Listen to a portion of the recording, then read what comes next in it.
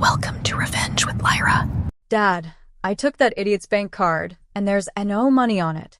I embarrassed myself in front of the whole store. My sister screamed into the phone. My brother rushed home immediately and burst into my apartment. What is wrong with you? Are you not afraid of anyone anymore? He took one step inside, then froze. My name is Sloan Mercer. I'm 28. And if you think you know how this ends, stay tuned. Have you ever felt the exact moment fear leaves your body and something colder, clearer takes its place? He stopped because the living room didn't look like ours anymore. The TV displayed a paused video of my sister at the boutique checkout trying my card.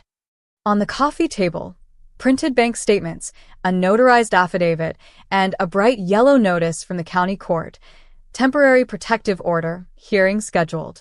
By the door, a locksmith tightened the last screw on a brand new deadbolt while our building's security supervisor logged serial numbers of the keys. Hi, I said evenly. Before you ask, that idiot's bank card you stole was a merchant-restricted decoy with a $0 limit. The real accounts moved weeks ago. He stared at the screen, then at the folder in my hand. You recorded us? Backups of threats, demands, and the part where Mom said I'd kneel for grocery money. I nodded toward the mic on the shelf. Admissible. His jaw worked, searching for a script that used to scare me.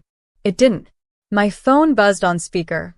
Fraud Department, Ms. Mercer, confirming your request.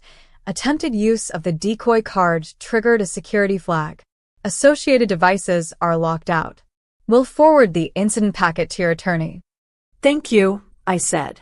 I looked back at my brother. You came to yell. I came prepared. He pointed at the court notice with a shaky finger. You're seriously taking this to a judge? I smiled, small and tired. No. A judge is already taking it. Behind him, the locksmith clicked the new lock, handed me 2 engraved keys, and the security supervisor collected my brother's access fob from his trembling hand. Effective now, she said gently, you're no longer authorized on this unit. My brother swallowed hard. Outside in the hallway, Mom's ringtone started to ring, and ring, and ring. He backed into the hallway like the building suddenly tilted. Mom was still yelling on speaker. Put her on the phone. She thinks we're scared? We made her. She'll crawl back. He didn't even answer her. He just stared at me. Really stared. Like for the first time in his life, he realized I wasn't the same doormat who paid his parking tickets and gifted him $9,000 every time he claimed his car needed new brakes. The elevator dinged. 2 uniformed officers stepped out. Ms. Mercer? The taller one asked. I nodded. Yes. He handed me a packet. Judge Ramirez authorized the emergency order. Effective immediately, no family member may enter this residence until the hearing date. If they attempt, call us. My brother's face turned ash gray. Wait, he stammered. You actually filed. I cut him off. I didn't file because of today, I said quietly. I filed because of the last 10 years. He blinked like the words physically hit him. The officers escorted him toward the elevator. He didn't fight. He didn't shout. He didn't even turn around. When the doors closed, the silence in the hallway felt brand new, like the start of a season with clean air. I stepped back inside, locked the new metal bolt, placed both keys on the marble counter, and exhaled. My apartment, my space, finally felt like it belonged to me. Not an extension of their entitlement. Not a family bank branch. Not a storage room for other people's emergencies. I made tea, kicked off my shoes, and opened my laptop to finish work. Because while they were busy trying to control me, I was busy building the kind of career that pays for freedom. The next morning, my phone woke me at 6:27 a.m. 17 missed calls. 26 messages. All from Mom. The last one read, You embarrassed us. You made your own mother look stupid at that store. Fix this. Fix this. That was their entire worldview in 2 words. Every time they broke something, my savings, my credit, my dignity, I was the designated fixer. Not anymore. I got ready for work. Navy blazer, hair pinned back, light makeup, the look that says I don't need permission to exist. At the office, my boss, Mr. Hayward, waved me into his glass-walled corner meeting room. "Sloan," he said, sliding a printed memo toward me. "The board approved your fraud prevention model. We want you to lead the implementation." My throat tightened. This was huge. Not just a promotion. A department of my own. "Your work is about empowerment," he continued. "We want our voice on every panel this quarter." The timing felt like the universe whispering, "See? Their version of you was always too small." During lunch, my attorney called. "The fraud flag hit your sister's attempt again. She tried to use the decoy one more time at a Rolex boutique." I laughed, actually laughed, in public. "Good," I said. "Document every attempt." When I returned home that evening, someone had slipped a handwritten note under my door. "Dad says you're heartless. We just wanted what you already have. Why couldn't you share?" "Mom." I folded the paper carefully. Not emotionally, logistically. Because in my new world, evidence is not sadness. Evidence is leverage. Evidence is freedom. And I wasn't done yet. Saturday morning, I drove to the bank in person. Not because I needed to, everything was already secured, but because I wanted physical, notarized copies of every detail. The branch manager, Miss Collins, greeted me instantly. "Ms. Mercer, we've been expecting you." She brought me into her office, closed the frosted glass door, and placed a thick file on her desk. "All attempted transactions from your sister's failed card usage," she said, "plus the voice transcripts from your mother's calls demanding access." She slid me a signature pen. "We can attach these directly to your protective order case." As I signed, Miss Collins leaned forward. "You'd be shocked," she whispered, "how often the biggest financial abusers are blood relatives." I wasn't shocked. Not anymore. When I left, I had a folder that weighed about as much as the truth I'd been carrying for years. But now that truth had paper trails and legal teeth. At home, I set everything onto my glass dining table and froze. Someone was sitting on my hallway floor. Dad. He looked smaller than I remembered, slumped, exhausted, with his hands clasped in front of his face. "I waited here for 2 hours," he said quietly. He didn't yell. He didn't accuse. He just looked defeated. "Sloan, your mother is hysterical. Your sister said you're trying to destroy us." I set down my keys. "I'm trying to stop being destroyed by you." He rubbed his forehead. "We never meant." I raised my hand. "No more excuses. I didn't start the war. I ended the free access." His eyes flickered, shame, guilt, fear, maybe all of it. Finally he whispered, voice barely audible. "Your sister wants to talk. She's coming here." I didn't flinch. "Good," I said. "I want her to see what she started." 20 minutes later, the elevator dinged, and my sister walked out like she owned the entire floor. Full makeup, designer coat, sunglasses inside, like she was arriving at a red carpet event, not a crisis she caused. She didn't even look at me first. She stormed straight past Dad, dropped her luxury purse on my counter, and snapped. "Fix my card." I leaned against the island calmly. "Sit." She froze because she wasn't used to that tone from me. Dad sat down slowly, like he already knew something was about to break open. My sister crossed her arms, chin lifted.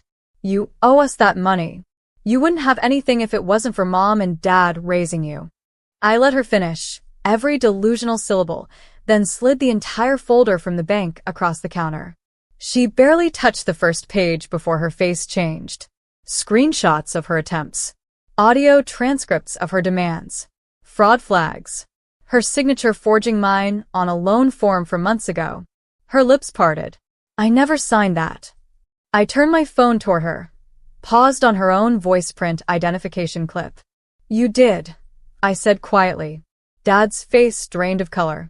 My sister stumbled back, one step like the floor shifted under her. You set me up." "No," I said. "You set yourself up. I just stopped covering your tracks." Her breathing sharpened. "What are you going to do with this?" she whispered. I looked her right in the eyes. No anger, just clarity. I already did. Her pupils dilated. Pure recognition. She realized she wasn't dealing with a sister she used to bully. She was dealing with a woman who finally played on equal ground, and came prepared. Dad sank into the dining chair like his knees gave out. My sister clutched the counter, voice trembling now, not with rage, with fear. "Are you pressing charges?" she whispered. I didn't answer immediately. I walked to the shelf, pulled a small fireproof lockbox, set it on the table, opened it, and placed one last document in front of them. IRS notification, inquiry initiated. My sister gasped. Dad's hand covered his mouth. "I didn't file that out of revenge," I said calmly. "I filed it because you used my SSN to claim dependents that aren't mine." Her face went white. Dad whispered, barely breathing, "Oh God, you told the IRS?" "Yes," I answered. "And they'll find everything I never knew, and everything you never thought I'd find." My sister suddenly grabbed my wrist. "Sloan, please, please, you don't understand. I didn't think you'd actually fight back." Exactly. That was the entire story of my life in one sentence. I gently removed her hand. Dad tried a different angle, the soft guilt hook. "We're family, we can fix this, just stop the process."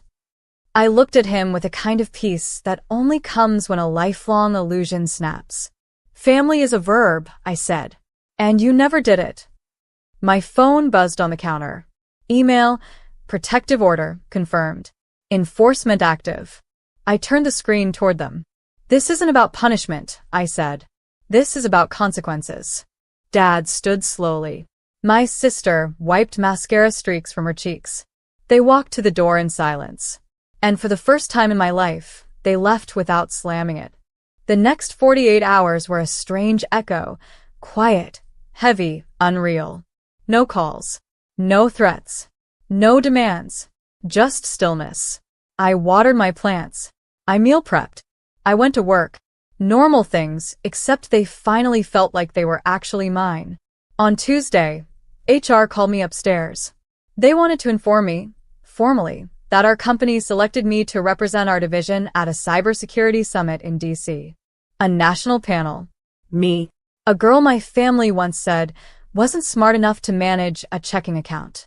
Funny how people who treat you like a fool panic when you stop acting like one.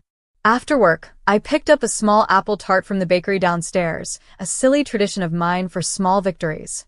When I got home, there were no notes under the door. No sabotage. No drama. Just quiet. I washed my face, tied my hair in a bun, sat cross-legged at my new dining table, and opened my laptop. New email. From a woman named Marina. Subject line. "Your story saved me." Her message was short, but it shook me. "I saw your talk online." My sister drains my accounts. Yesterday, I closed access. For the first time, I can breathe. I stared at that one paragraph for a long time. Maybe this whole thing, all the pain, all the betrayal, wasn't just for escape. Maybe it was for direction. Hope. Blueprint. Maybe we survive, so someone else doesn't break the same way. I closed my laptop gently. This wasn't the end. It was the pivot. A year later, I stood in a conference hall in DC. Lights dimmed, cameras focused, rows of women in business suits watching me as I spoke. Not as a victim. Not as the quiet daughter who used to apologize for existing. As a keynote speaker. As a subject matter expert. As a woman no one could financially leash ever again. My boundaries didn't destroy my family, I said into the mic. They just revealed who wanted access, not connection. When I finished, the room rose in a standing ovation that moved through the hall like a wave. Not applause for revenge, but recognition of evolution. Back in my hotel room that evening, I opened my balcony door and let the cold air rush in. Down below, taxis slid through wet pavement and streetlights blurred gold across the asphalt. The world looked clean. Sharp. Owned. My phone buzzed. Unknown number. I didn't jump anymore. I read calmly. "We saw your speech online." We had no idea. Dad. For a moment, I just stared at those 9 words. No apology. No accountability. Just awareness. Too late to matter. I typed 3 words back. "Take care." Goodbye. Then I blocked the number. I closed the curtains, brewed chamomile tea, and settled cross-legged on the hotel bed with my laptop open, reviewing applications for the new program I'd built. Secure banking for estranged women. I approved 3 new applicants before midnight. 3 women would wake up tomorrow with access protections my mother tried to rip from me. 3 women would never kneel for grocery money. 3 women would never hand their paychecks to someone who used family as a leash. I set my mug on the nightstand, closed my laptop, and looked out into the dark city. I wasn't running from anything anymore. I was building. For myself. For others. For